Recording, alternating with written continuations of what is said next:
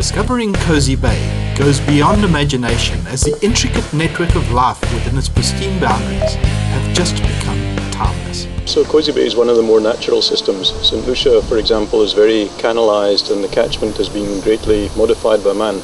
But at Kosi Bay, most of the natural processes still function reasonably well. And for this reason and various other reasons, high levels of biodiversity, the area was proclaimed Nature Reserve in 1986. Later on it was proclaimed as a Ramsar wetland of world importance in 1999, and there it recognised the fundamental ecological processes of the system as being very important on a worldwide basis. And it's those ecological processes that are still functioning today that we need to look after. They maintain the quality of the water, the productivity, the high levels of biodiversity amongst the fishes and other things. And also those and other reasons led to, a couple of years ago, the area becoming one of the first World Heritage Sites in Southern Africa. So Kosi Bay and Lake Sabaya and St. Lucia are now part of the Greater St. Lucia Wetland Park, or as it's now called, the Isimangaliso World Heritage Site. The cohabitation of some of the most feared animals, a self-contained marine lake system, and man's ongoing daily survival routine just blend together. Primitive fish traps resembling those documented by Portuguese travellers back in the 1600s still bear the same identical features and wind their way up the channels and bays of the lakes themselves. Even more startling is the acceptance of the majestic and dangerous hippopotamus, of man's cohabitation of the same space, as he wallows in the shallows around the same traps, quite uninterested in the fisherman's plight to maintain and harvest the fruits of his labour. Okay, one of the problems you could have at Kosi Bay, particularly at night time, is the presence of hippos. Hippo numbers declined a little bit in the last 20 years, but over the last 10 years or so there's been a fairly constant increase. And for example, within about half a kilometre of me at the moment there's probably a pod of about 16 hippo. And generally during the day they sit in a discrete group and mind their own business, but from time to time people in boats do pester them and they get not aggressive, but they get upset.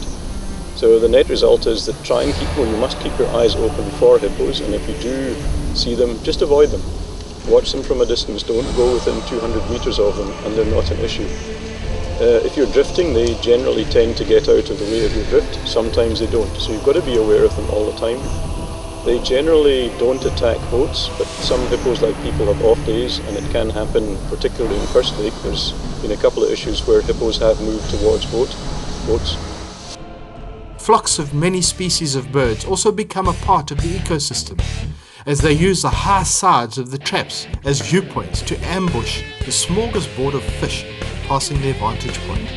Below the surface, vast shoals of fish enter and exit the lakes, as they have been doing for centuries, all seeking different objectives, from the fingerlings using the shelter of the fish traps and underwater weed beds, to the large predators hunting on these smaller prey.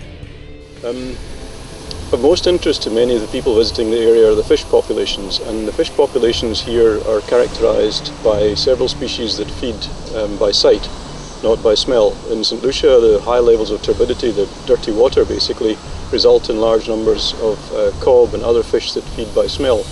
But in Kosi Bay, in the waters here, the water is very often very clear, and you get the optic feeders, the karangids, the kingfishers, the sea pikes, and instead of the cob, you'll get the rock salmon, which feeds basically by sight. But all those fish have been attracting fishermen for generations, in fact for hundreds of years. And the earliest people visiting the area, shipwrecked Portuguese mariners several hundred years ago, when they walked through the area, they saw the fish traps here, and they actually commented about it in writing. So the fish traps at Kosi Bay have been around for at least 300 years, in much the same number and much the same technique as they are today. What is evident is the lack of industry's devastation on a well-balanced, well-maintained, protected environment, giving us a glimpse of what life in the past was for our ancestors. Wind yourself down a few notches and let the way of life take you on its meandering course.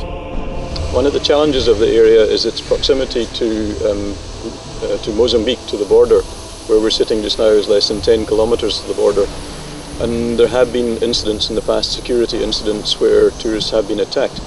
The good news is that the situation at the moment is much better. The police have brought in extra personnel, the army is very active. We've ourselves have brought in extra private security. Things are really looking pretty good at the moment. There hasn't been an incident in several months. The best is to come in four-wheel drive. If you come in four-wheel drive, you shouldn't have a problem getting through. And if you come in four-wheel drive, that opens up other destinations such as Kosi Mouth and Black Rock. If you come in two-wheel drive without a boat, you're really going to be restricted. You're not going to be able to get to the beach by vehicle. And there are boats for hire at certain of the lodges, but those boats are not cheap. It's actually best to bring your own boat and have a four-wheel drive to really appreciate the area. Our team, Angling with Blackfin, dedicated to the love of angling, embrace the preservation of life in all our explorations. And as we take you to the intricate depths of understanding the sporting pleasures of this marine environment, we do so with a message to our children, that they should have the same opportunities to experience these pleasures. Every fish that we have fought and landed has been treated with respect and released alive back to nurture the delicate balance of the entire ecosystem. And as we share our knowledge with you and give you the means to be successful in enjoying the fruits of this fantastic sport, we request that you also share our passion in preserving it for the future.